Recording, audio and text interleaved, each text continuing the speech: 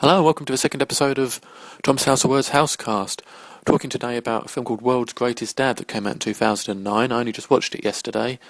It's directed by Bobcat Goldthwait, who most of you will remember as Zed from the Police Academy sequels, if you remember the insane, screechy-voiced lunatic from those sequels. He was also in Scrooged and several other films around that late 80s, early 90s time period. He's moved on to directing now. In 2006 he directed a film called Sleeping Dogs, which is quite a dodgy sounding plot. I haven't seen that one yet, but I will be checking it out regardless of that dodgy sounding plot.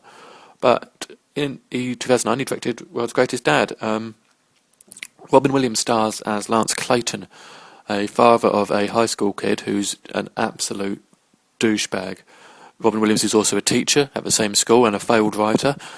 The child Kyle is an absolute nightmare. He's sex obsessed to a degree you've rarely ever seen in high school films.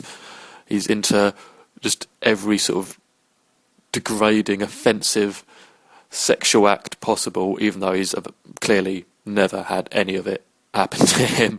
He's just a revolting child, and one day he catches up to him, and he accidentally kills himself while auto asphyxiating while masturbating. Lance finds the body, and to cover up the fact that, well, it's not exactly the most respectful and dignified way to go, he makes it look like a suicide and writes a poignant and touching suicide note, revealing what a tortured, intelligent soul Kyle truly was. Eventually, this gets out, and the whole school becomes swept with emotion about their friend, Kyle, even though he only had one friend and everyone hated him. It's the cult of suicide is basically what World's Greatest Dad is about. And it's done masterfully, I have to say. It reminded me in ways of Heathers, but just taken that bit further. As it goes on, the school becomes overcome with its emotion, and then the country, as Lance ends up in a talk show, it goes on. He writes a book that's supposed to be Kyle's memoirs. It just goes worse and worse. Thing of it is, this is actually a comedy, obviously a dark comedy, but a comedy nonetheless. It's very edgy stuff, very brave, I guess. You definitely don't see Robin Williams in a film like this too often. This is one of Robin Williams' good ones, where he's not in the family stuff, although he hasn't done that sort of family Patch Adams sort of stuff for quite a while now. But it's a great film. It makes you think a lot, even though the subject matter is a bit like bloody hell at some points. It does. You don't think it's going to be that bad, but yeah, it's a fantastic film. The only thing I'd say about it would be the ending was slightly too upbeat based on what happened before it.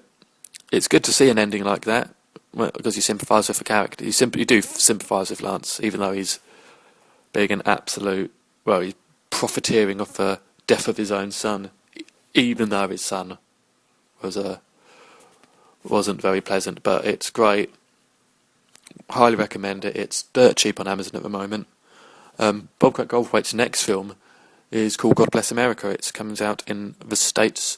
I think it's going on video on demand in the States in April, just next month. And it seems to be about someone who's just sick of reality television and will go after the worst people, just killing them. So it's thought that hasn't crossed my mind a few times. Just like, I wish someone would do something about the terrible reality television. So it seems like I wasn't alone. So yeah, that's next with Bobcat Goldthwait. But in the meantime, World's Greatest Dad. Check it out. That's all I've got for this time. Just a few words about that. Until the next time, which I'll try and make longer, I'll speak to you soon. See you later.